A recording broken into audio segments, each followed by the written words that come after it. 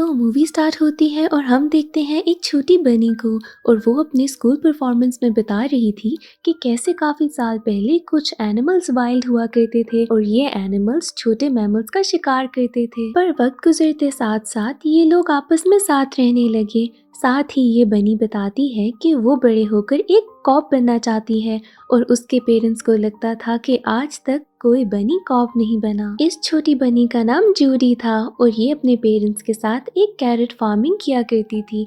अब जूडी को पता चलता है कि कुछ मैमल्स को कुछ फॉक्स तंग कर रहे हैं। यहाँ पर जूडी जाती है उन फॉक्स के पास और कहती है कि इन छोटे मैमल्स को तंग मत करो। अब यहाँ पर ये फॉक्स जूडी के फेस पर एक निशान लगा देते हैं और कहते हैं कि तुम हमसे कभी मुकाबला नहीं कर सकोगी। इसके बाद जूडी दिन रात मेहनत करती है, वो साथ साथ पढ़ती भी है और खुद की फिजिकल अपीयरेंस को बेहतर भी करने की कोशिश करती है। इतनी सब मेहनत के बाद जूडी की सिलेक्शन कॉप्स में हो जाती है और यहाँ पर हम देखते हैं कि मेयर जूडी को सबके सामने कॉन्ग्रेचुलेट करता है और इंट्रोड्यूस करवाता है। यहाँ पर हम देखते हैं कि मेयर की एक असिस्टेंट भी है जो कि एक छोटी मैमल है और वो जूडी को मुबारकबाद देती है और कॉन्ग्रेचुलेट करती है कि हम छोटे मैमल्स भी आगे निकल रहे हैं। इसके बाद जूडी अपने पेरेंट्स को गुड बाय कहती है और जूटोपिया के लिए निकल जाती है। जूटोपिया ऐसी जगह थी जहाँ पर उसके सारे ड्रीम्स पूरे हो सकते थे। ये ऐसी जगह थी जहाँ पे सारे मैमल्स मिलकर रहते थे। ये एक ऐसी जगह थी जहाँ पे ना कोई मैमल डरता था और ना कोई मैमल को डरा सकता था। सब मिलजुल के रहते थे। अब यहाँ पर जूडी पहुँचती है और उसे अपना अपार्टमेंट मिलता है जो कि था एक छोटा सा कमरा। नेक्स्ट डे जूडी उठती है और जल्दी जल्दी तैयार होती है। जब वो पुलिस स्टेशन पहुंचती है तो वहाँ पर रिसेप्शन में पुलिस ऑफिसर जूडी से कहता है कि तुम तो बहुत ही क्यूट बनी हो और साथ ये भी कहता है कि मैंने आज से पहले एक बनी कॉप नहीं देखा।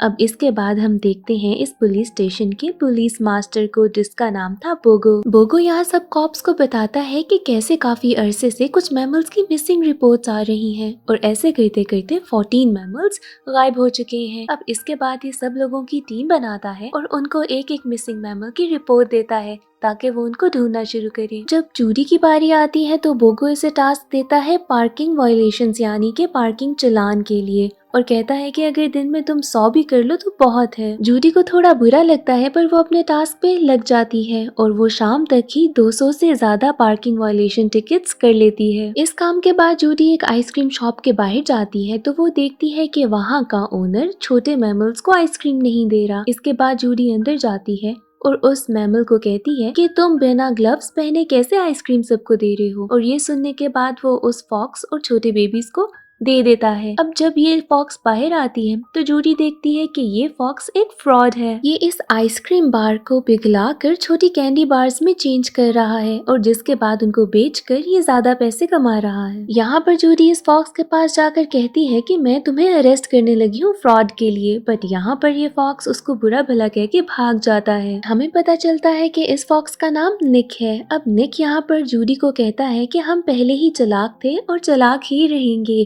और इसके बाद वो उसे आइसक्रीम बनाने का और बेचने का लाइसेंस दिखाता है। अब ऐसे ही करते करते जूडी का पहला दिन बहुत ही बुरा और थकाने वाला था। अब वो अपने रूम में जाती है जहाँ पर वो अपने पेरेंट्स से बात करती है बट उनको कुछ ज्यादा नहीं बताती। अब ऐसे आता है सेकेंड डे जॉब का जहाँ पर जूडी को फिर से वही टास्क दिया जाता है चालान काटने का। अब यहाँ पर जूडी अपने जॉब पे थी कि अचानक से एक मैमल आता है और जूडी से कहता है कि मेरी शॉप में चोरी हो गई है। हम यहाँ पर एक मैमल को भागते हुए देखते हैं और यहाँ पर ओनर कहता है कि जूडी तुम तो एक कॉप हो, तुम इसे पकड़ती क्यों नहीं हो। इसके बाद जूडी उस चोर के पीछे भागने लगती है और भागते भागते वो चोर जूटोपिया के उस हिस्से में जाता है जहाँ पे सबसे छोटे मैमल्स रहते थे।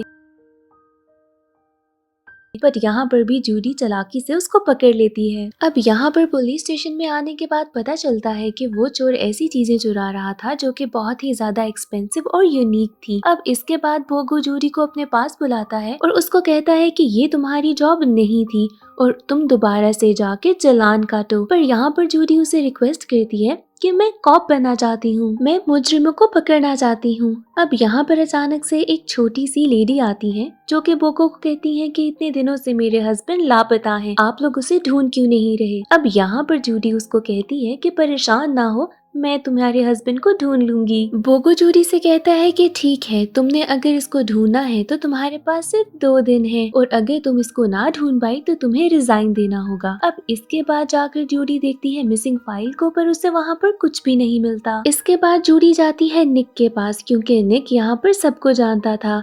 वो निक से मदद मांगती है, बट निक उसे कहता है कि मेरे पास बहुत काम है, मैं बहुत बिजी हूँ। यहाँ पर निक जूडी को बताता है कि मैं, तुम्हें पता है, $200 हर दिन कमाता हूँ। और यहाँ पर जूडी उसको अपनी बातों में फंसा देती है और कहती है कि ऐसे तो तुम्हें बहुत ज्यादा टैक्स भरना होगा। इसके बाद साथ ही वो अपना रिकॉर्डिंग पेन दिखाती है जो कि एक कैरेट शेप का था और कहती है कि तुम्हारी सारी बातें मेरे पास रिकॉर्डेड हैं, अगर तुमने मेरी मदद ना की तो मैं तुम्हें अरेस्ट कर लेती हूँ। अब निक को ना चाहते हुए भी जूडी की मदद करनी पड़ती है।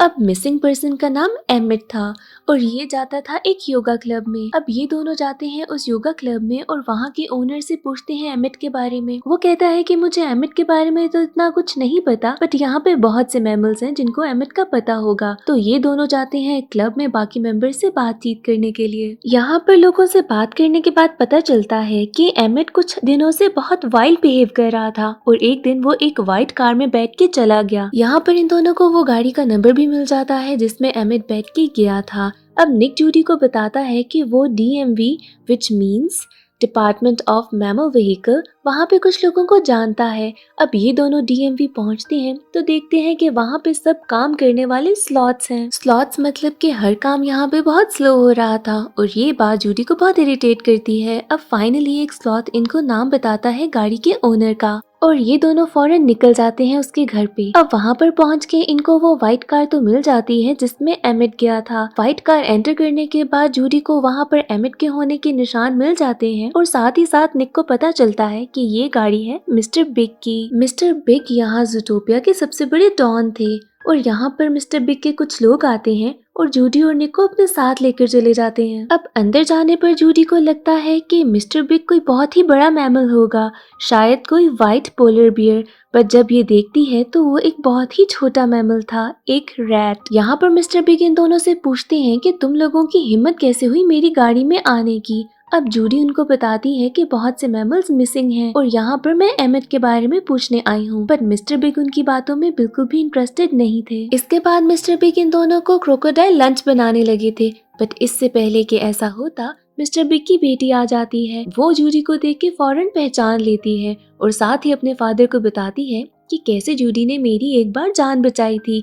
अब इसके बाद मिस्टर बिग इन दोनों को छोड़ देते हैं। यहाँ पर मिस्टर बिग इनको बताते हैं कि कैसे एमिट इनका फ्रेंड है और उन्होंने अपनी गाड़ी सिर्फ एमिट को बुलाने के लिए भेजी थी, बट पता नहीं एमिट को क्या हुआ और उसने ड्राइवर पे अटैक कर दिया। इसके बाद मिस्टर बिग इनको कहते हैं कि इससे ज्यादा मैं कुछ नहीं जानता, पर शायद मेरा ड्राइवर जानता हो। अब यहाँ पर जूडी और निक जाते हैं ड्राइवर से बात करने के लिए। ड्राइवर पूरा दरवाजा नहीं खोलता घर का और बताता है कि मैं तो सिर्फ ड्राइव कर रहा था कि अचानक से एमिट ने मुझ पे बिल्कुल वाइल्ड होकर हमला कर दिया। अब ये दोनों जब घर में एंटर करने लगते हैं तो अचानक से ये ड्राइवर भी बहुत वाइल्ड हो जाता है। इसके बाद ये ड्राइवर इन दोनों पे अटैक करता है और यहाँ पर जूडी और निक भागते हैं, पर ये ड्राइवर इनके पीछे भागता रहता है। ये दोनों पहुंचते हैं एक ब्रिज पर और किसी न किसी तरीके से उस ड्राइवर को वहाँ पे फंसा देते हैं। यहाँ पर जूडी कॉल करती है पुलिस स्टेशन कि कोई मेरी मदद के लिए आए। जूडी के कॉल करने के बाद बोगो और अपनी पूरी टीम को लेकर यहाँ पर पहुँच जाता है। जब ये सब लोग यहाँ पहुँचते हैं तो उनको वहाँ पे ड्राइवर नहीं मिलता। यहाँ पर जूडी उन्हें हर बात समझाने की कोशिश करती है कि कैसे यहाँ के मैमल्स वाइल्ड हो रहे हैं, पर बोगो को उसकी बात पे यकीन नहीं आता। वो कहता है कि तुमने हमारा टाइम वेस्ट किया है और तुम एक कॉप बिल्कुल भी नहीं बन सकती, तुम फेल कर चुकी हो। यहाँ पर निक को बहुत गुस्सा आता है और वो बोगो कहता है कि यहाँ पर जो काम आप 2 वीक्स में कर रहे थे वो आपने जूडी को सिर्फ 2 दिन में करने के लिए कैसे कह दिया, ये तो जस्टिस बिल्कुल ना हुआ। अब ये बात बोगो को समझ आ जाती है। इसके बाद निक कहता है कि अभी भी हमारे पास 10 घंटे हैं और वो वहाँ से जूडी के साथ चला जाता है। अब निक फॉक्स को भी जूडी पे यकीन होने लगा था। अब इसके साथ ये दोनों निकल पड़ते हैं एक दूसरे की मदद करने के लिए। रास्ते में निक जूडी को बताता है कि कैसे जब वो छोटा था उसको स्काउट्स में बहुत शौक था, लेकिन स्काउट ज्वाइन करने के बावजूद वहाँ पे कोई भी निक का यकीन नहीं करता था। अब इसके साथ निक को एक आइडिया आता है कि हम सीसीटीवी कैमरास चेक करते हैं, ऐसे हमें पता चल जाएगा कि एमिट और वो ड्राइवर कहाँ गया था। इस काम में मेयर की असिस्टेंट इन दोनों की बहुत मदद करती है और सीसीटीवी फुटेजेस से इनको पता चल जाता है कि वो ड्राइवर और एमिट एक असाइलम के पास गए थे और वहाँ पे बहुत ही ज्यादा वुल्व्स थे। इसके बाद निक और जूडी उस असाइलम के पास जाते हैं और इनको पता चलता है कि जितने भी मिसिंग मैमल्स थे वो सब के सब यहाँ हैं। लेकिन आखिर ऐसी क्या बात थी जिसकी वजह से ये सारे वाइल्ड हो रहे थे।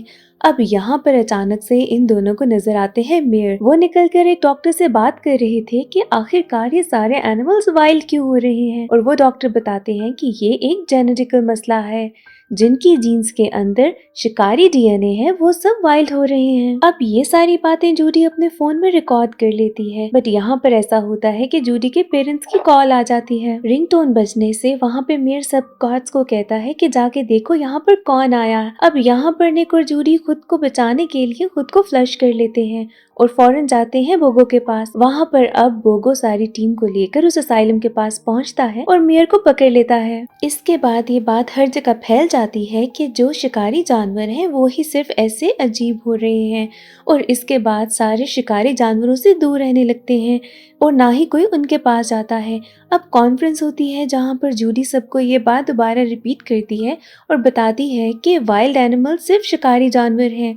यहाँ पर ये बात जब निक सुनता है तो उसको बहुत अफसोस होता है। वो जूडी से कहता है कि ऐसी बात नहीं है, क्या मैं भी बदल गया हूँ। अब इसी सब वजह से निक जूडी को छोड़कर चला जाता है और जूडी बहुत अपसेट हो जाती है। नेक्स्ट डे वो बोगो के पास जाती है और कहती है कि मैं रिजाइन करना चाहती हूँ, अब मैं ये जॉब नहीं कर सकती। यहाँ पर जूटोपिया का मेयर भी चेंज हो चुका था।